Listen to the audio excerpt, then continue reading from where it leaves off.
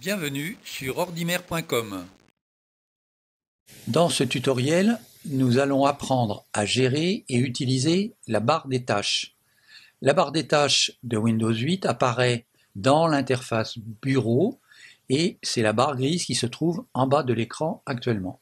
Elle va de la gauche à la droite avec d'abord le bouton Windows. Lorsque je fais un clic droit dessus, j'ouvre un certain nombre de commandes vers des outils de mon ordinateur.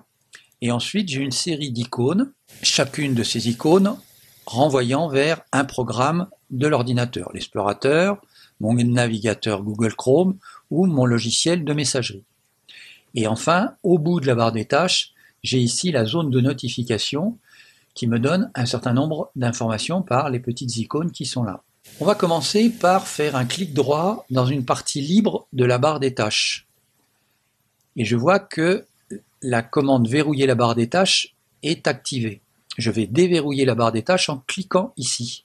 À partir de maintenant, ma barre des tâches devient modifiable. Lorsque j'arrive à la limite de la barre des tâches et du bureau, j'ai deux petites flèches opposées et avec un clic gauche enfoncé, je peux modifier la taille de la barre des tâches.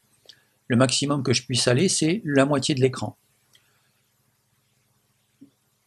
L'usage de cette modification de tâches est relativement peu courante, mais vous pouvez avoir envie d'avoir une barre des tâches un peu plus large pour vous y retrouver plus facilement. Ensuite, la barre des tâches, toujours en maintenant le clic gauche enfoncé, je me déplace vers le côté droit et je vois que ma barre des tâches se met sur le côté droit de l'ordinateur.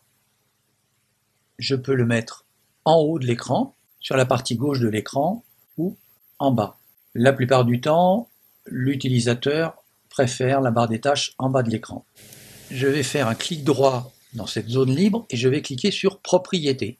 Cette fenêtre qui s'ouvre me donne accès à plusieurs commandes. J'ai la commande verrouiller la barre des tâches que l'on a vue tout à l'heure par le clic droit dans une partie libre et je peux cocher masquer automatiquement la barre des tâches. Et dès que je vais faire appliquer, ma barre des tâches disparaît. Et dès que j'ai un mouvement vers le bas, j'amène ma souris vers le bas de l'écran, la barre des tâches réapparaît et la barre des tâches disparaît dès que je m'en éloigne. Cette propriété est utile lorsque je veux avoir plus de place sur mon écran. Je vais redécocher ça, appliquer et ma barre des tâches revient. Je peux avoir besoin d'utiliser des petits boutons dans la barre des tâches. Je vois qu'actuellement mes icônes ont une certaine taille. Si je coche ça et que je fais appliquer, j'observe immédiatement que ma barre des tâches devient beaucoup plus petite avec des icônes plus petites. Dans la deuxième fenêtre, position de la barre des tâches, je retrouve par la petite flèche de choix la même chose que ce que nous avons fait tout à l'heure. Je peux mettre la barre des tâches en bas, à gauche, à droite ou en haut. Le bouton de la barre des tâches, j'ai soit la possibilité de toujours combiner, de combiner lorsque la barre des tâches est pleine ou de ne jamais combiner. Par exemple, j'ouvre l'explorateur. Ensuite, j'ouvre un deuxième explorateur. Par un clic droit dedans, je fais explorateur et j'ouvre un troisième explorateur. J'ai donc bien trois explorateurs d'ouvert. Et si je viens ici, je vois que l'icône de l'explorateur est actif et j'ai bien trois vignettes qui s'affichent. Et les trois vignettes ici sont combinées ensemble.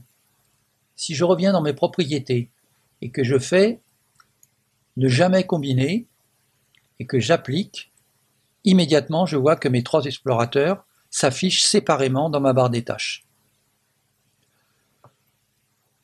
Il n'y a pas de bonne ou mauvaise méthode dans ce cas, c'est à l'usager de définir quelle est la meilleure solution pour lui. Personnellement, je préfère combiner les icônes et je fais appliquer.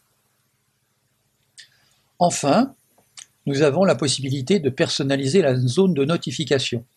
On voit que la zone de notification, c'est l'affichage dans la partie droite de la barre des tâches de toutes les applications en service.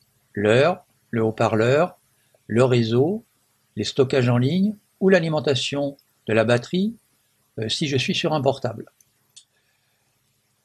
Si je clique sur personnaliser, j'ouvre cette fenêtre-là qui est rigoureusement la même fenêtre que celle que j'obtiens en venant sur la petite flèche blanche qui est ici. Et lorsque je clique sur personnaliser, je vois que j'ouvre ma fenêtre. J'ai ici toutes les icônes qui peuvent apparaître dans la zone de notification. Si on prend par exemple le haut-parleur, volume, je peux afficher l'icône et les notifications. Avec la petite flèche de choix qui est ici, je peux masquer l'icône et les notifications. Dans ce cas-là, je vois que mon haut-parleur de réglage de son n'apparaît plus et je peux afficher uniquement les notifications. Donc je vois que le haut-parleur n'apparaît pas, mais si j'ai besoin de réglage, mon haut-parleur apparaîtra. En règle générale, les utilisateurs préfèrent afficher l'icône et les notifications. Ensuite, par un clic droit dans la barre des tâches, je vais jusqu'à la commande barre d'outils et j'ai ici la commande adresse. Si je coche cette commande adresse, je vois que dans ma barre des tâches, j'ai une fenêtre qui s'ouvre qui me permet de saisir directement une adresse URL comme dans mon navigateur. Si je saisis www.ordimer.com, j'ouvre mon navigateur et j'arrive sur l'espace du site informatique. Je vais enlever l'adresse et dans les barres d'outils, je peux afficher le clavier tactile. C'est une commande qui me permet, en cliquant dessus, de faire apparaître un clavier virtuel. Relativement peu utile si votre écran n'est pas tactile, mais sinon, dès que je vais ouvrir un traitement de texte, j'ai la possibilité de taper du texte grâce à ce clavier avec la souris. Cette commande de clavier tactile peut vous être nécessaire si votre clavier tombe en panne. Nous avons découvert les différents réglages et outils de la barre des tâches et je vous dis à bientôt pour un autre tutoriel.